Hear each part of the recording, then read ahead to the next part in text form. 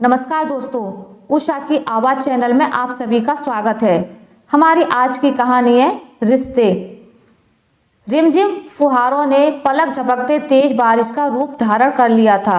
देखते ही देखते हरा भरा खूबसूरत लॉन गंदे पानी के स्विमिंग पूल में बदल गया था। माली के दोनों बच्चे छोटी छोटी नाव बनाकर पानी में तैरा रहे थे। जब कोई नाव बिना किसी रुकावट के दूर तक बहती चली जाती तो वे जोर जोर से ताली बजाकर अपनी खुशी जाहिर करते। उन दोनों भाई बहनों को देखकर मुझे बबलू याद आ गया। बबलू मेरा छोटा भाई। बचपन में हमने भी पापा के कितने ही जरूरी कागजातों की ऐसे ही नाव बनाकर आनंद उठाया था, फिर मिलकर पापा की डांट भी सुनी थी। हम दूसरे बच्चों की तरह गलती पकड़े जाने पर एक दूसरे को दोषी नहीं ठहराते थे, बल्कि चुपचाप सिर झुकाकर खड़े हो जाते थे, यह बताने के लिए कि हम सम्मिलित रूप से अपराधी हैं। इसे हमारी निडरता कह लीजिए या भाई बहन का आपसी प्यार। जब थोड़ी बड़ी हुई और शादी ससुराल की बातें सुनती तो मैं भड़क उठती। भला यह भी कोई बात हुई जहाँ पैदा हुए पले बड़े इतना प्यार दुलार व अपनापन पाया, उन सब रिश्तों को एक ही झटके में तोड़कर एक अनजाने आदमी के संग रवाना हो जाओ। मानो लड़की ना हुई कोई गठरी हो गई, जो जवानी तक आते आते इतनी भारी हो गई कि उसका बोझ उठाए नहीं उठ रहा। मम्मी पापा हंसते और कहते, थोड़ी और बड़ी हो जा फिर बोलना। दूल्हे और शादी के नाम से ही मन में लड्डू फूटने लगेंगे। सचमुच बड़े होने पर जब दैहिक लालसाएं सिर उठाने लगी तो बात कुछ समझ आई, लेकिन अब भी मैं अपने निश्चय पर अडिग थी। दैहिक आवश्यकताएं इतनी जरूरी भी नहीं कि आत्मिक रिश्तों पर भारी पड़ जाएं, और फिर इनकी पूर्ति के लिए माता पिता का घर त्याग कर जाने की कहाँ जरूरत है। कोई और रास्ता भी तो निकाला जा सकता है। यह तो कोई बात नहीं हुई कि जिस पौधे को इतने प्यार से लगाया, सींचा, बड़ा किया, जब उसके खिलने और सुरभि फैलाने का वक्त आया तो जड़ सहित उखाड़कर दूसरी जगह ले जाकर लगा दिया। यह भी नहीं सोचा कि वहां की मिट्टी व जलवायु से वह कैसे सामंजस्य स्थापित करेगा, पनप भी पाएगा या मुरझा जाएगा। पर नहीं, अपनी जड़ों से उखड़ना ही उसकी नियति है और नए माहौल से तालमेल बनाना ही उसके लिए जिंदा रहने की शर्त। मन में उथल पुथल मचाते ये विचार मन में ही रह गए और मैं अमित की दुल्हन बनकर इस घर में आ गई। अमित के संग 2 महीने किस तरह गुजर गए कुछ पता ही नहीं चला। आज जब उन भाई बहन को संग हंसते खिलखिलाते नाव के साथ खेलते देखा तो बाबुल और उसके घर आंगन की मधुर स्मृतियां जीवंत हो उठी। बाहर धीमी हो चुकी फुहार अब मेरी आंखों में समा गई थी और झरझर आंसुओं के रूप में बरस रही थी। डोरबेल की आवाज सुनकर मैंने आंखें पहुंची और मुस्कुराते हुए अमित के स्वागत में दरवाजा खोल दिया। यह धुली धुली मुस्कान, जैसे बारिश के बाद अलसाया सा सूरज निकला हो। तुम रोई थी? चोरी पकड़ी जाने के कारण मैंने घबराकर नजरें झुका ली। मायके की याद आ रही है। मैं चाय बनाकर लाती हूँ। एक विवाहिता के दिल में उसके मायके की स्मृतियां किसी का हस्तक्षेप बर्दाश्त नहीं करती, उसके पति का भी नहीं। फिर मैं तो अभी नव विवाहिता थी, अभी तो हया की परतें भी नहीं उगड़ी थी। इतनी अंदरूनी परत तक मैं उन्हें कैसे पहुंचने देती। चाय, शाम का टहलना, रात का खाना, फिर टीवी देखना। मैं स्मृतियों के आसमान से निकलकर एक बार फिर यथार्थ के धरातल पर आ गई थी। अमित ऑफिस का कुछ काम कर रहे थे।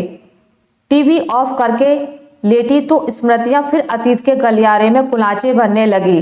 काश मैं भी स्मृति होती तो पल में मायके पहुंच जाती। तभी मेरा मोबाइल बज उठा। ओह बबलू, अरे मैं आज शाम से तुझे ही याद कर रही हूँ। वो बारिश में हम नाव। अमित को अपनी ओर घूरता देखा तो एकदम धीमी हो गई। हाँ, आवाज साफ नहीं आ रही है। बहाना बनाते हुए मैं बालकनी में निकल आई और फिर हंसी ठहाकों के साथ बबलू, मम्मी पापा सभी से खूब गपशप की। शाम से भारी हो रहा मन अब फूल सा हल्का हो गया था। किसी से मिलन की चाह में जब उसका फोन आ जाए तो बात करके दिल को कितना सुकून मिलता है, यह कोई उस वक्त मुझसे पूछता। तृप्त मन से मैं आकर पलंग पर लेट गई। अमित लैंप बुझाकर मेरे पास आकर लेट गए। सुबह दोनों की ही आंख देरी से खुली और बस शुरू हो गई ऑफिस के लिए भाग दौड़। कभी उन्हें एक मोजा नहीं मिल रहा था तो कभी कोई जरूरी फाइल। मैं नाश्ते की प्लेट लिए आगे पीछे डोल रही थी। उन्हें रवाना करके धम से आकर लेट गई। उफ, बच्चों की तरह ध्यान रखना पड़ता है। ऐसे आदमी को किसके भरोसे छोड़कर मायके जाऊं। शाम को अमित ऑफिस से खुश होकर घर लौटे। लो, मैंने तुम्हारे जाने का इंतजाम कर दिया है। पर मैंने कब कहा कि मुझे मम्मी पापा के पास जाना है? मैंने यह तो बोला ही नहीं कि कहाँ जाने का इंतजाम कर दिया है। मन का चोर आ गया ना सामने। मैं 4 दिनों के लिए टूर पर जा रहा हूँ। यहाँ अकेले बोर हो जाओगी, इसलिए तुम्हारा भी मायके का टिकट करा दिया है। सच?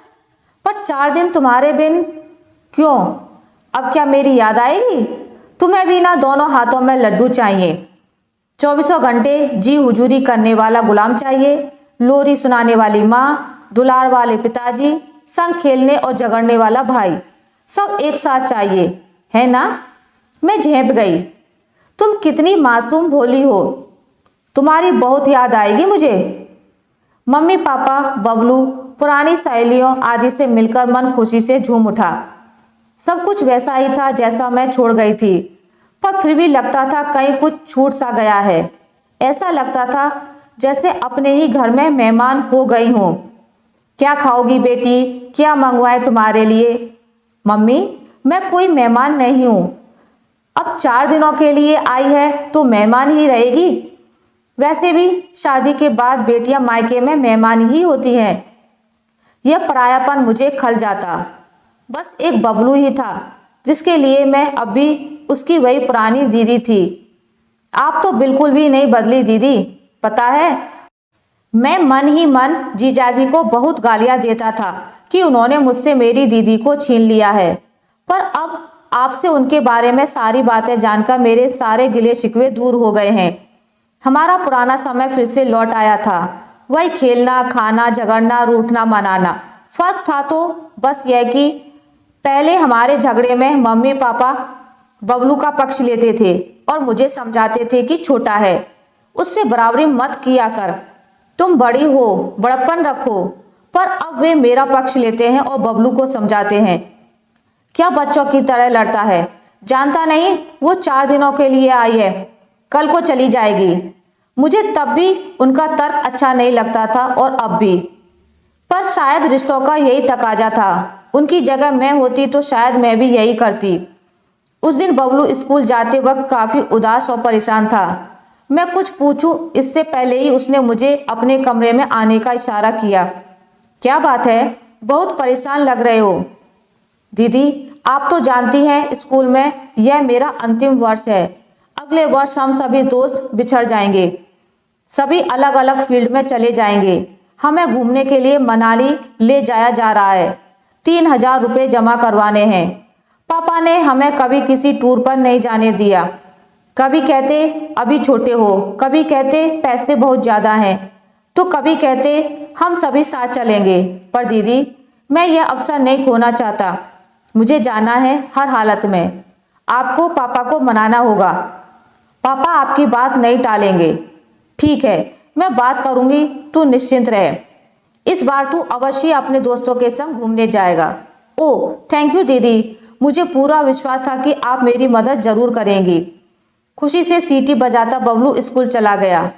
जीत या हार, आशा या निराशा के इन्हीं उमड़ते घुमड़ते बादलों के बीच शाम को बबलू घर पहुंचा और अपनी दीदी के लिए पूरा घर छान मारा।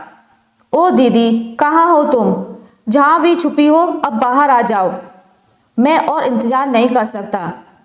क्या है, क्यों चिल्ला रहा है? रसोई में कलछी चलाती माँ ने जोर से पूछा।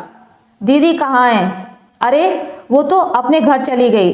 दामाद जी का फोन आया था, उनकी तबीयत खराब हो गई थी तो वे टूर से एक दिन पहले ही घर आ गए। उन्होंने तो तेरी दीदी को बोला था कि वे अपने निश्चित कार्यक्रम के अनुसार ही लौटे, पर तेरी दीदी से नहीं रहा गया। जो भी पहली बस मिली उसी से रवाना हो गई। ओह, जीजाजी को भी अभी बीमार होना था और दीदी भी ना। पापा से बात करके नहीं जा सकती थी? मेरे लिए जरा भी नहीं रुक सकती थी? क्या शादी के बाद लड़कियां इतनी बदल जाती हैं? वर्षों पुराने रिश्ते नाते एक झटके में ही खत्म कर देती हैं। यही दीदी शादी से पहले मुझ पर जान छिड़कती थी और अब कल का ब्याया पति ही सब कुछ हो गया। मैं कुछ भी नहीं। दूध में पड़ी मक्खी की तरह निकालकर फेंक दिया मुझे।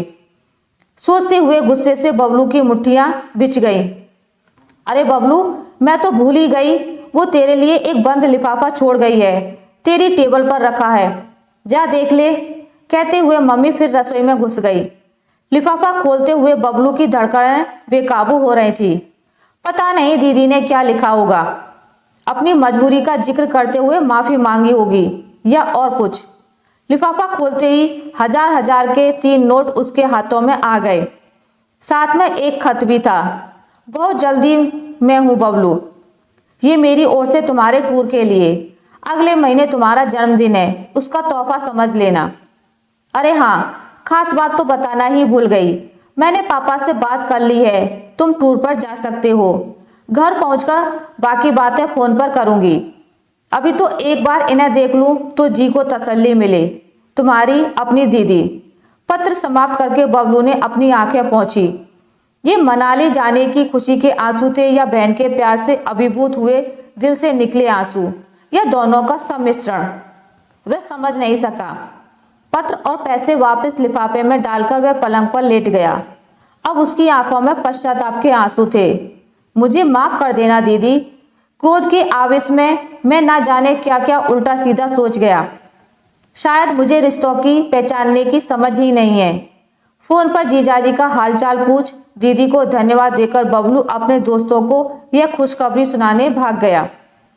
अमित को सकुशल पाकर मेरी जान में जान आई। सच, ये रिश्ते भी कितने अजीब होते हैं। इतना छोटा सा शब्द पर कितने गहरे मायने लिए हुए। यदि कोई विश्लेषण करने बैठे तो पूरी किताब लिख सकता है। इन्हें किसी तराजू में तोलना कितना नाइंसाफी है। हर रिश्ता अपनी जगह महत्वपूर्ण है। जब पति के पास होती हूँ तो पापा, मम्मी, भाई याद आते हैं। अब जब उनके पास थी तो पति के लिए दिल मचलता था। इन 3 दिनों में तुम्हें कितना मिस किया मैं बता नहीं सकती। सोते जागते, उठते बैठते, खाते पीते, हर वक्त बस तुम्हारा ही ख्याल। और अब जब तुम्हारे पास आ गई हूँ तो अफसोस हो रहा है। रवाना होते वक्त बबलू से मिल नहीं पाई। वो भी जाने क्या सोचता होगा। खैर, जब उसकी शादी होगी तब वह भी समझ जाएगा। मैंने तो बस इतना जाना है, जब जिसके पास रहो दिल से रहो और हर रिश्ते को दिल से निभाओ। हो सकता है रिश्तों की इस कश्मकश में कुछ रिश्तों के संग अन्याय भी हो जाए, पर इसके लिए खुद को दोषी मानकर कुड़ना नादानी है।